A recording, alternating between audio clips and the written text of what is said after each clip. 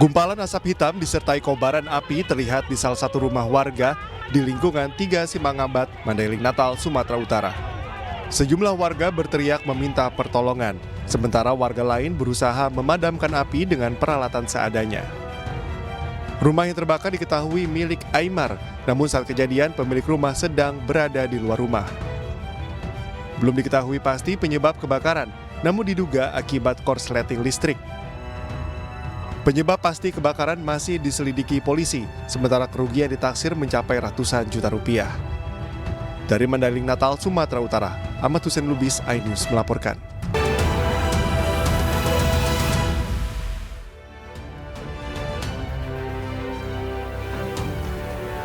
Selamat pagi pemirsa, kami hadir kembali dalam iNews Pagi untuk melengkapi informasi Anda pada pagi hari ini. Dan selain 3 berita utama tadi, kami juga sudah menyiapkan sejumlah informasi menarik lainnya untuk Anda. Bersama dengan saya Camar Haenda. Dan saya Yasmina Tania, inilah iNews Pagi selengkapnya.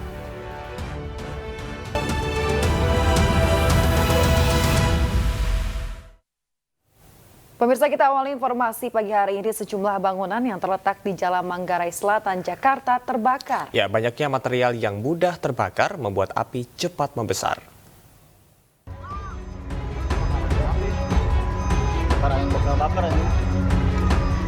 Video amatir warga merekam kobaran api yang melahap sejumlah bangunan semi permanen di Jalan Manggarai Selatan, Tebet, Jakarta, Minggu subuh.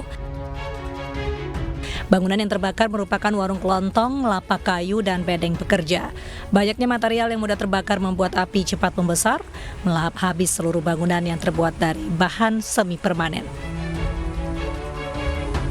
Kayak bangun udah gede dari warung kayaknya ini. Gedenya dari warung apinya, iya. Ini tempat-tempat apa, Bang? Bedeng-bedengan itu, warung, ada bedeng itu, tempat istirahat, tidur. 12 mobil pemadam dan puluhan personil damkar dikerahkan ke lokasi untuk melokalisir api agar tidak merembet ke bangunan-bangunan lainnya. Polisi kini masih menyelidiki penyebab pasti kebakaran, namun tidak ada korban jiwa dalam peristiwa ini. Dari Jakarta, Helmi Sajangbati, iNews melaporkan. Pemirsa, kebakaran terjadi di kawasan padat penduduk di Penjaringan, Jakarta Utara pada Minggu malam. Sebanyak 5 rumah di Jalan Kebon Tebu, Pinar terbakar, diduga akibat korsleting listrik di salah satu rumah warga. Pemadaman terkendala banyaknya rumah semi permanen dan akses jalan yang sempit. Sejumlah warga berusaha menyelamatkan barang-barang berharga dari rumah mereka. Api baru dapat dipadamkan setelah 16 unit mobil damkar dikerahkan ke lokasi. Tidak ada korban jiwa dalam kejadian ini dan kasus ini ditangani oleh Polsek Muara Baru, Jakarta Utara.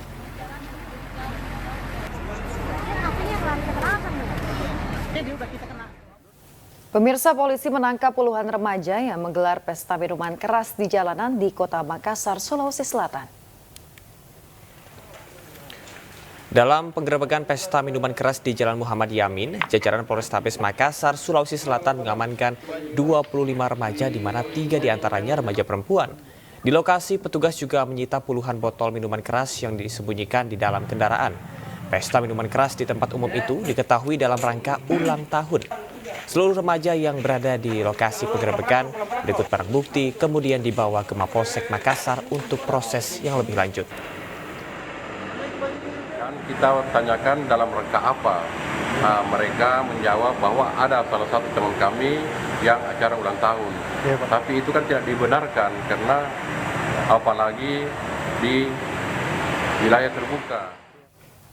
Pemirsa, Satuan Reskrim Polres Pandeglang menangkap 4 selebgram di Kabupaten Pandeglang karena mempromosikan situs judi online di akun media sosial mereka. Ya, mirisnya 3 tersangka merupakan anak yang masih di bawah umur.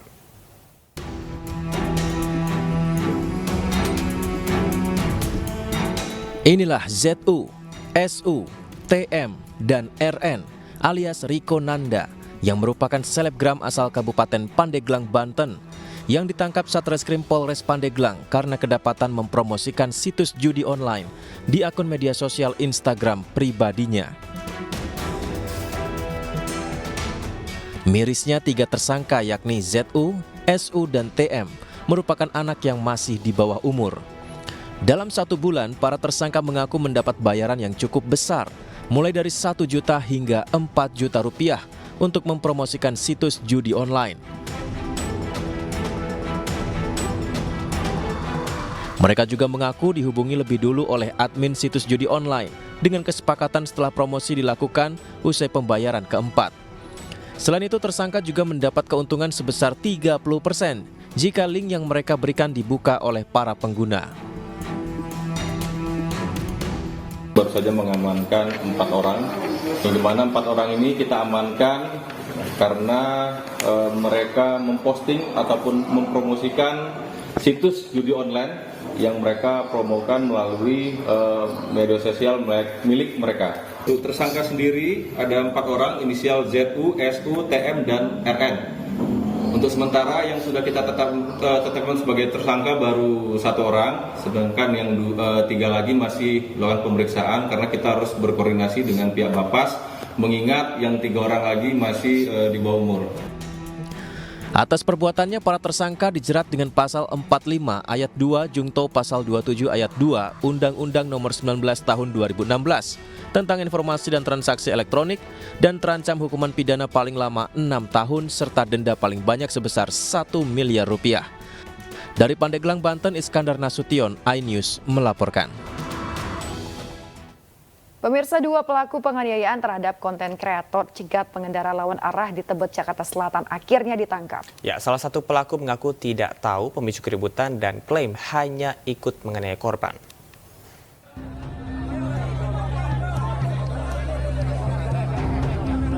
Video ini adalah rekaman warga di saat ada pemukulan terhadap konten kreator di kawasan Kampung Melayu, Jatinegara, Jakarta Timur. Aksi pemukulan ini berawal dari adanya pembuatan konten cegat lawan arah dari tim konten kreator Lauren Hutagalung di kawasan Bukit Duri, Tebet, Jakarta Selatan. Tidak terima adanya pembuatan konten membuat warga protes dan menghadang tim. Tak disangka oleh tim, sejumlah oknum ojek online justru menganiaya tim mereka. Kejadian ini terjadi pada tanggal 15 Agustus lalu. Setelah mendapatkan laporan, polisi berhasil mengamankan 2 pelaku penganiayaan. Saat diinterogasi, salah satu pelaku mengaku tidak tahu pemicu keributan dan langsung memukul korban. Dari kegiatan tim melakukan kegiatan penyidikan, kami berhasil melakukan penangkapan terhadap 2 orang pelaku, di mana 1 orang berinisial YS dan 1 orang berinisial H. Untuk berinisial YS itu sudah cukup umur, sementara untuk yang inisial H masih di bawah umur. Perannya sendiri? Untuk peran, jadi yang pertama untuk pelaku YS itu melakukan pemukulan ke bagian dada salah satu anggota tim konten kreator itu, dan yang satunya inisial H ini melakukan pemukulan dan melakukan pencegahan terhadap leher salah satu dari tim konten kreator yang inisial L. Kita mau menginfokan bahwa tragedi Tebet yang sempat viral saat kita mengedukasi para pelawan arah, oknum-oknum ojol, di situ ada tindakan pengeroyokan dan tindakan pemukulan. Kita tidak mentolerir tindakan-tindakan seperti itu, dan kita akhirnya melaporkan kejadian itu ke pihak yang berwajib, khususnya di Polres Jakarta Selatan. Petugas kini sudah mengamankan pelaku berinisial YS dan H. Atas tindakan penganiayaan, kedua tersangka dijerat dengan pasal penganiayaan ringan dengan ancaman hukuman 3 bulan pidana atau denda Rp300.000. Petugas berharap agar warga lebih bijak dalam berkendara dan menanggapi keributan di jalan hingga tidak mudah tersulut emosi. Dari Jakarta, Den Helmi Sajangbati, iNews melaporkan. Pemirsa, tabrakan beruntun yang melibatkan 8 kendaraan terjadi di ruas tol Cikopo Palimanan atau Cipali, kilometer 80 Purwakarta, Jawa Barat. Dalam insiden tersebut 7 orang luka berat dan ringan serta kendaraan yang terlibat mengalami kerusakan. Mudah-mudahan tidak ada korban, tapi yang jelas ini ada 1, 2, 3, 4, 5. 8 kendaraan minibus dan 1 bus terlibat tabrakan beruntun di tol Cipali, kilometer 80, wilayah Cibatu, Purwakarta, Jawa Barat. Udah nggak bisa, memang Tuhan mengizinkan saya untuk ganti mobil lagi. Selain mengakibatkan 8 kendaraan rusak, kecelakaan ini juga mengakibatkan 7 orang luka-luka. Seluruh korban dievakuasi ke Rumah Sakit Abdul Rajak Purwakarta. 2 korban masih mendapat perawatan di rumah sakit, sedangkan 5 korban lainnya sudah diperbolehkan pulang. Menurut salah seorang korban, laju kendaraan dari arah Jakarta menuju Palimanan cenderung pelan.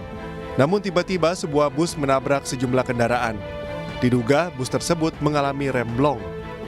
Posisi pelan semua itu karena macet posisinya. Tiba-tiba ada dari dorongan dari belakang kenceng banget duduk gitu sampai mutar. Itu informasi sementara itu remblong bis. Kasus kecelakaan ini kini ditangani petugas unit laka lantas Polres Purwakarta. Polisi masih mendalami penyebab kasus kecelakaan ini. Dari Purwakarta, Jawa Barat, Irwan, iNews melaporkan. Pemirsa, 2 truk yang melintas di ruas tol Semanggi daerah Toba alami kecelakaan. Diduga penyebab kecelakaan adalah salah satu sopir truk berkendara dalam kondisi mengantuk.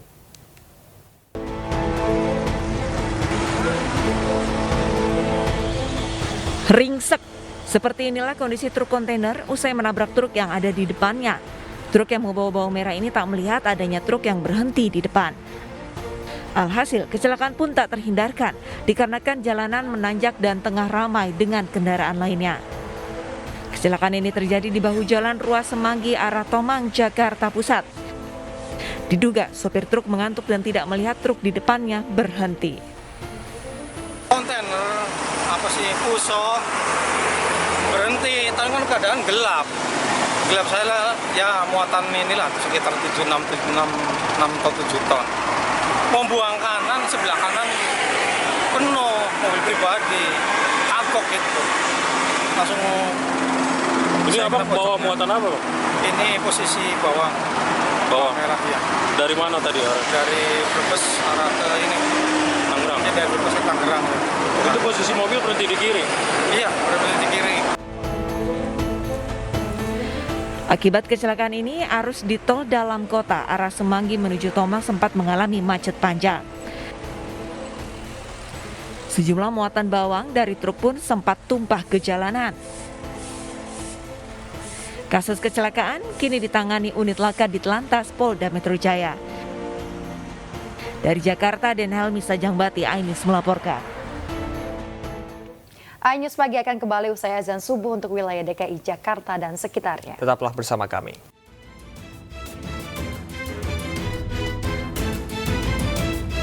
MasterChef Indonesia kembali hadir memasuki season 11. Di awal musim ini, MasterChef Indonesia menghadirkan dubes Amerika Serikat, Sung Yong Kim, serta pakar daging sapi asal peternakan sapi Nebraska, Amerika Serikat, Matt Allen dan Audra Allen untuk menjelaskan kualitas daging sapi asal negeri Paman Sam tersebut.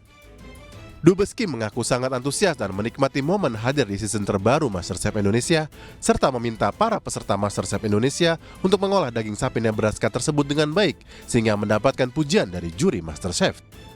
Well, I obviously wish them very well. They look like a very talented and enthusiastic group, and I hope that they will perform very well in this episode and beyond. I'm hoping that they will create some fantastic dishes for the judges to try, and I really do wish them a lot of luck. Kolaborasinya ke depan tentunya akan terus berlanjut, ya, dan kita bahkan akan tingkatkan terus levelnya ke depan. Kita juga saat ini sedang explore opportunity atau possibility satu episode dari MasterChef. Nanti kita akan coba syuting di Amerika. Dubes Kim juga memberikan semangat kepada para kontestan untuk memberikan hidangan yang terbaik di ajang MasterChef Indonesia season 11 ini. Dari Bogor, Jawa Barat, Disti Arifa, Pandu Priyo Aji, iNews melaporkan. Pemirsa, gelaran konser musik tahunan Synchronize Festival 2023 yang digelar di Jakarta dipadati ribuan pengunjung. Puluhan musisi Indonesia dari berbagai genre turut memeriahkan konser musik tersebut.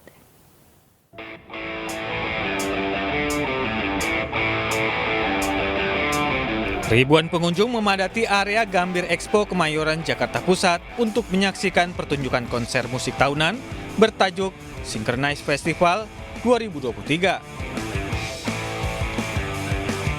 Pengunjung terlihat antusias ketika menyaksikan penyanyi favorit mereka tampil di atas panggung.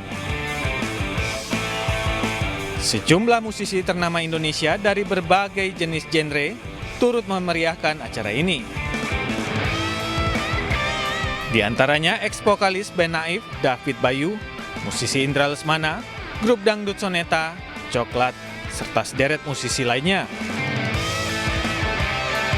Synchronize Festival 2023 merupakan konser musik multi-genre tahunan yang mengundang puluhan ribu audiens untuk meramaikan dan menikmati suguhan musik dari ratusan artis terbaik tanah air dari dekade 90-an hingga 2000-an. Acara ini digelar selama 3 hari dari tanggal 1 hingga tanggal 3 September 2023. Dari Jakarta, Muharlin dan Di Bernadi, iNews melaporkan. Pemirsa, dalam ajang Indonesia Award 2023, PT Alpen Food Industry atau perusahaan es krim Ice mendapatkan penghargaan Special Recognition of Outstanding Initiative. Ice diketahui berperan sebagai official ice cream untuk FIFA World Cup Qatar 2022.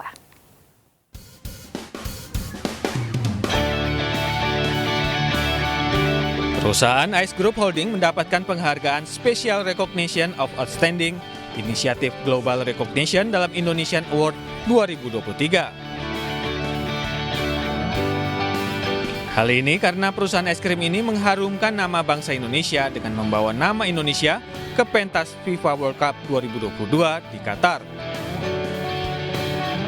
Ini merupakan tahun kedua bagi Ice dalam memenangkan kategori penghargaan bergengsi ini. Penghargaan ini diterima langsung oleh Silviana Zong selaku Senior Brand Manager Ice Group Holding. Ya, senang sekali tahun ini Ice Group kembali meraih Indonesian Award. Ya, kali ini mendapatkan penghargaan Indonesia Award kategori Special Recognition of Outstanding Initiative Global Recognition yang dinilai dari keunggulan Ice Group, kompetitif ice di pasar dan menciptakan nilai tambah bagi konsumen dari segi pemasaran, produk, dan servis. Mendapatkan penghargaan Indonesian Award merupakan sebuah dorongan bagi Ice Group Holding agar semakin semangat dalam menciptakan produk yang inovatif dan berkualitas. Dari Jakarta, Naomi Irena, Widya Bayu Jati, iNews melaporkan. Pemirsa, dalam ajang Indonesia Award 2023, PT Permodalan Nasional Madani atau PNM meraih penghargaan untuk kategori Special Recognition of Outstanding Initiative. Penghargaan tersebut diraih berkat inovasi learning management sistem 1 di angkasa. PT Permodalan Nasional Madani atas inisiatif learning management. Penghargaan Special Recognition of Outstanding Initiative diberikan langsung kepada Sunar Basuki selaku Direktur Operasional Digital dan Teknologi Informasi PT Permodalan Nasional Madani PNM pada malam penganugerahan Indonesian Award 2023 di iNews Tower Jakarta. Atas inisiatif Giro Cash. Penghargaan ini diberikan karena PNM menciptakan program 1 di angkasa, aplikasi yang dikembangkan untuk meningkatkan kompetensi karyawan dengan pelatihan online. Portal pembelajaran interaktif ini menampilkan media pembelajaran berupa video, modul, e-book, dan kuis yang berbasis aplikasi dan website. Sekali lagi kami ucapkan kepada seluruh pemenang atau penerima penghargaan. Ya, menurut saya ini event yang sangat baik ya dalam memberikan penghargaan kepada perusahaan-perusahaan maupun instansi pemerintah yang mempunyai inovasi, dan tentunya ke depan kita harapkan ini akan memacu ekosistem baik di pemerintahan maupun di swasta ya dalam melakukan inovasi yang tentunya efektif bagi kemajuan perusahaan. Selain didominasi oleh karyawan dari generasi Z, PNM meyakini pentingnya portal pembelajaran interaktif sebagai komitmen untuk menuju bonus demografi pada tahun 2030. Dari Jakarta, Kevin Pakan, Yudi Richard, iNews melaporkan. Pemirsa, ajang Indonesia Awards 2023, PT Perusahaan Listrik Negara atau PLN menyabet 3 penghargaan. Apresiasi ini menjadi bukti jika PLN masih dipercaya oleh masyarakat.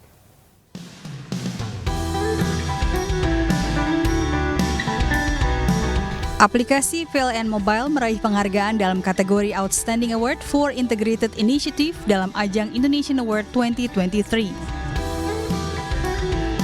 Selain itu, PLN juga meraih 2 penghargaan lain, yakni kategori Special Recognition of Outstanding Initiative Electrifying Agriculture dan Special Recognition of Outstanding Initiative Renewable Energy Certificate. Penghargaan ini diterima langsung oleh Edi Sri Mulyanti selaku Direktur Retail dan Niaga PLN Persero. Ya, kalau PLN Mobile adalah salah satu bentuk layanan PLN dalam memudahkan pelanggan untuk mengakses produk-produk PLN, kemudian layanan-layanan PLN, pengaduan dan sebagainya. Kemudian kalau terkait dengan electrifying agriculture, itu PLN membantu para petani untuk melistriki atau berpindah yang tadinya menggunakan diesel, kemudian beralih ke listrik PLN, atau sawah-sawah yang tadinya menggunakan diesel itu bisa dialiri dengan PLN. Nah, yang terakhir mengenai Renewable Energy Certificate adalah bentuk PLN untuk menciptakan green energy. Keberhasilan PLN ini turut diapresiasi Presiden Republik Indonesia Joko Widodo. Dari Jakarta, Naomi Iren, Widya Bayujati, iNews melaporkan. Viral di media sosial, jembatan gantung nyaris putus masih digunakan warga. Informasi selengkapnya tetaplah bersama kami di iNews Pagi.